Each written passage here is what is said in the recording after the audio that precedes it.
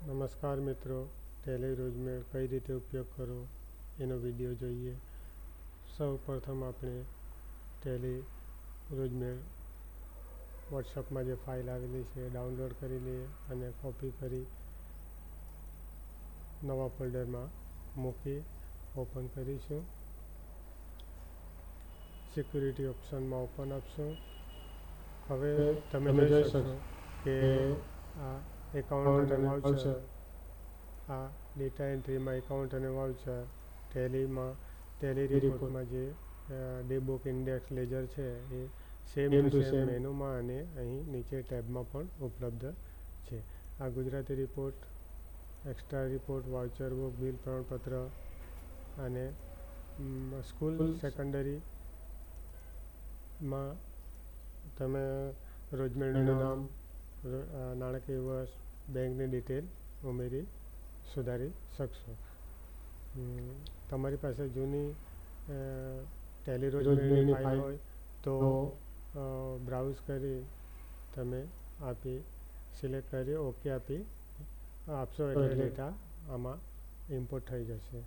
હવે શરૂઆત કરીએ ડેટા એન્ટ્રીથી. તો એમાં બે મોડ્યુલ છે. એકાઉન્ટમાં તમે જોઈ શકશો સેફ્ટી ગ્રાન્ટ છે એને રિનેમ કરવું છે તો સલામતી અને એ સેવ થઈ જશે. નવું ઉમેરવું છે ટેસ્ટ અને અહીં ગુજરાતીમાં પણ લખી દેવું ટેસ્ટ. એકાઉન્ટમાં spot video account video grant delete કરવી છે તો અહીં કર્સર રાખીએ, સિલેક્ટ એકાઉન્ટ એટલે રો સિલેક્ટ થઈ જશે અને ડિલીટ. એકી સાથે ઘણા એકાઉન્ટ ડિલીટ કરવા માટે આ રીતે પણ સિલેક્ટ કરીને ડિલીટ કરી શકાશે. આ ટેસ્ટ એકાઉન્ટ જે બનાવ્યું એનું જો ક્લોઝિંગ બેલેન્સ ગયા વર્ષનું કેશમાં હોય તો અહીં લખવું અને બેંકમાં એકાઉન્ટ ક્લોઝિંગ બેલેન્સ હોય તો અહીં લખવું. પછી એકાઉન્ટનું કામ પૂર્ણ થઈ જશે. હવે વાઉચરમાં આ ડિફોલ્ટ વાઉચર એન્ટ્રી કરેલ છે એ જ્યારે તમે ફાઇલ ડાઉનલોડ કરશો ત્યારે જોવા મળશે. એ તમારે જોવા માટે એન્ટ્રીઓ કઈ રીતે કરવી તે જાણવા માટે છે.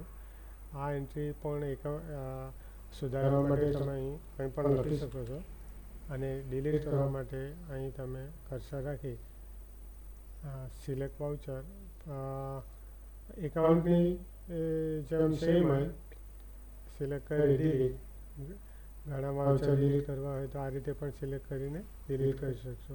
આપણે એક વખત બધા રોજમેળ આ રીતે પણ બધા વાઉચર સિલેક્ટ કરી શકશો અથવા તો સિલેક્ટ ઓલ વાઉચર અને ડિલીટ. હવે આપણે વાઉચર એન્ટ્રી કરીશું. જે તારીખથી ગ્રાન્ટ આવી હોય અથવા ખર્ચ કર્યો હોય ત્યાંથી શરૂઆત કરતાં આપણે 1/5/26થી શરૂઆત કરીએ.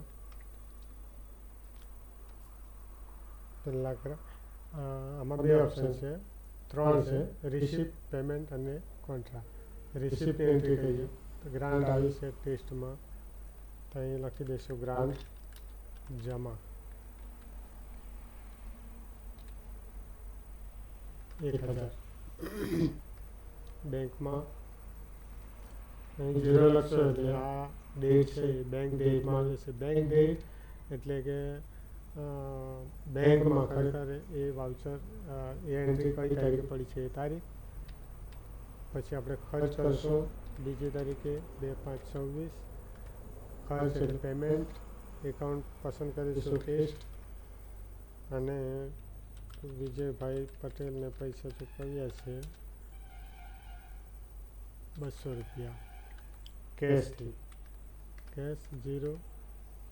હવે તમે આ લાઈનની બહાર જશો ટેબ મારીને અથવા તો એન્ટર મારતા જશો. બહાર જશો એટલે આ મુસી લોનના જે એન્ટ્રી કરવાની છે એ ઓટો થઈ ગઈ. એ તમે જોવું હોય તો F5 તમે દબાવશો એટલે જોઈ શકશો આ એન્ટ્રી મુસી લોનની એની જાતે એ આવે છે અહીંથી ઓટો લોન. અહીં આપણે સેટિંગમાં આપેલું છે કે ઇન્ફોર્મ મી વેન ડન એટલે જ્યારે એ એન્ટ્રી જરૂર પડે ત્યારે થઈ જાય એને જાણ કરો.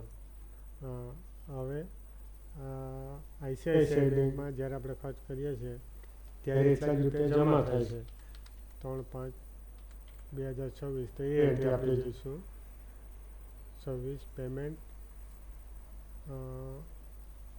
ટેસ્ટ 1 વિજયભાઈને ચૂકવ્યા 300. આઈસીઆઈસીઆઈ બેંકથી આપણે પીએફએમએસથી બનાવેલું છે, તો અહીં લખી દઈશું પીએફએમએસ રેફરન્સ નંબર 1. હવે જો બહાર નીકળશું એટલે પીએફએમએસ ગ્રાન્ટ એન્ટ્રી થઈ ગઈ છે સક્સેસફુલી. જોઈએ તો F5 આ પીએફએમએસના એટલા રૂપિયા એ તારીખે બેંકમાં જમા. હવે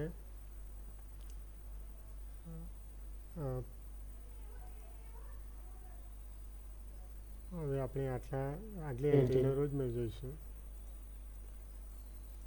રોજમેર 1000 રૂપિયા ઓપનિંગ બેલેન્સ અને આ બધી એન્ટ્રી કરી એ. સેમ લેજર જોઈશું.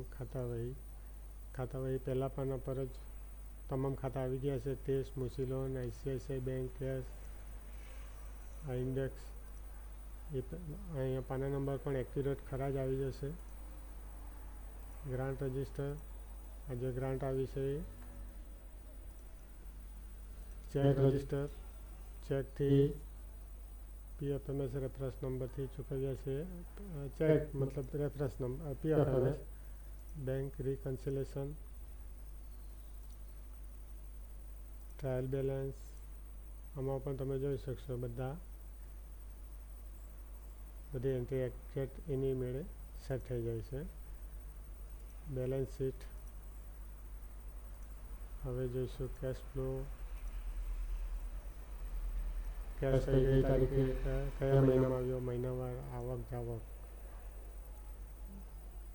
બેંક રિકન્સિલેશન, આ ગુજરાતી ઓડિટર લોકો માગે છે તે દરેક મહિનાના ટોટલ 13 આવશે. છેલ્લું જે આવશે એ આખા વર્ષનું આવશે. સરવૈયો, ગુજરાતી સરવૈયું, ગુજરાતીમાં બેંકને આપણે એકાઉન્ટના નામ લખેલા તે અહીં કામ આવશે.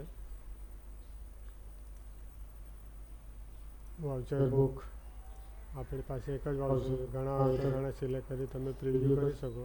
અહીં વિગતો આવી જશે. અહીં નામ અને સહી કરવાની રહેશે. બિલ પ્રમાણપત્ર બંને કરી દઈએ. આ પહેલું બિલ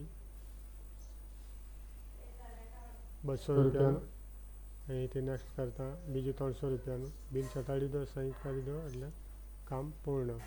પેજ ટાઇટલ, રોજમેર, ખાતાવહી, જેટલા પણ તમારે જરૂરી છે સિલેક્ટ કરી પ્રિવ્યૂ કરતાં આ રીતે દેખાશે અને નેક્સ્ટ કરીને તમે પ્રિન્ટ કરી શકશો.